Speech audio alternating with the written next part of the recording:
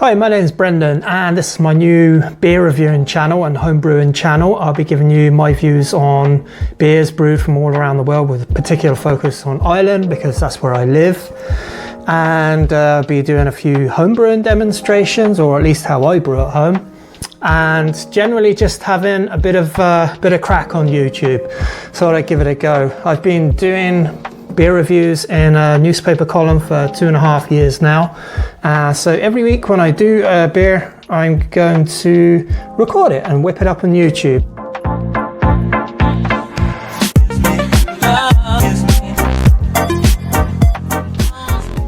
On my very first beer review from Porterhouse, Stay at Home Isolation IPA. It's 4.6%. Brewed in one of my favourite breweries in Ireland, one of the longest running modern craft beer brewing establishments, and that's Porterhouse.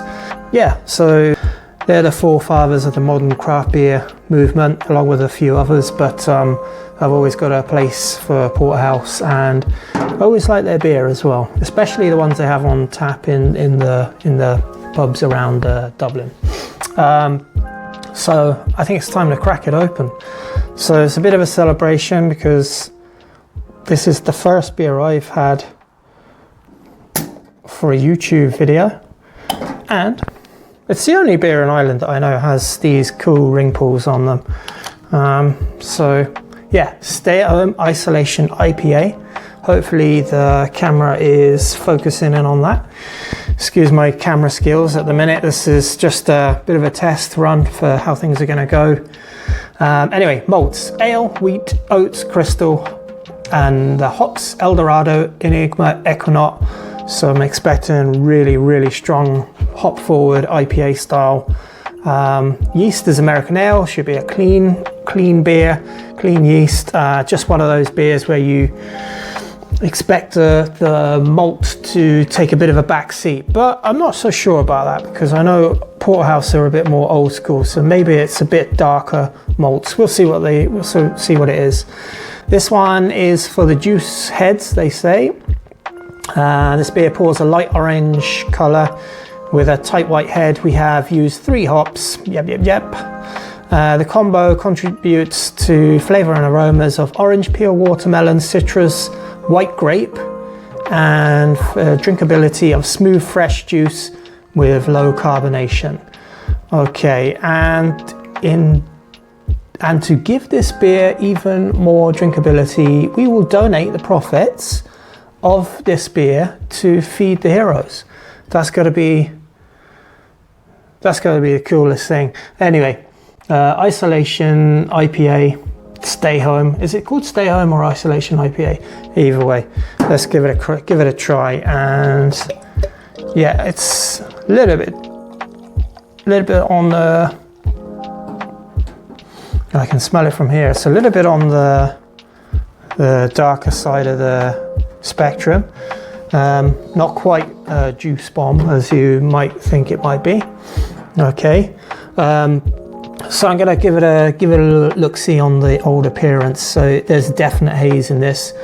I'm sure that's down to dry hopping anyway. But yeah, the colour is like a golden orange, a little bit murky. Aroma definitely gets some sweet malt in there, which isn't really a juice head quality for an IPA, but that's okay. Smells beautiful, and it does definitely smell of orange. Since they put the idea in my head of watermelon, I think I'd also go with a bit of watermelon. Definitely has a bit of watermelon in there. Yeah, really nice aroma. Okay, tightly packed bubbles, about a centimetre, nearly a centimetre thick head of bubbles. Staying. There's a little bit of a thickness to the beer I can see, and when I shake it about I'm getting a bit more carbonation coming off. Okay, I should say cheers, and thanks for joining me on this YouTube video. They're only going to be about 5 or 10 minutes long, so I keep this short and snappy. Really nice mouthfeel, has a very medium body to it. Mouthfeel, there's some tiny bit of slickness from the oils of the hops, which is exactly as you'd expect. Oh, the carbonation really releases the flavors out. It's really nice. And I would say the dominant flavor that I'm getting, or from the aromas at least, is definitely orange, but a nice fresh bright orange. So in that sense it is one for the juice heads.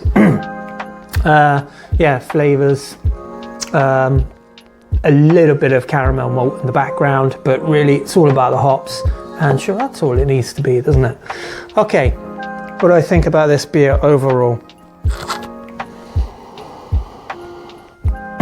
There's definitely a balance between the malts and the hops. It's not just one of those clean juice bomb IPAs, East Coast style. There's definitely some West Coast, and it is really dense, tightly packed foam on the top now, actually. Probably should have given it a better pour than that. That's really thick. That's what happens when you have unfermentable, a certain ratio of unfermentable malt in the grain bill. And they said there's crystal wheat would thicken it up, oats would thicken it up. That's why I get a bit of slickness. Yeah, pretty cool beer. And while I am staying at home in isolation, even though it's just about to end, that's definitely a beer that I would recommend. And anyway, that's just my view on it, and that's what the channel's all about, just giving my view on brews. And yeah, if you enjoy it, give it tap the old like and give it a subscribe, bash on the notifications. That's what all the YouTubers say, so I thought I'd say it as well. Anyway, cheers, sláinte.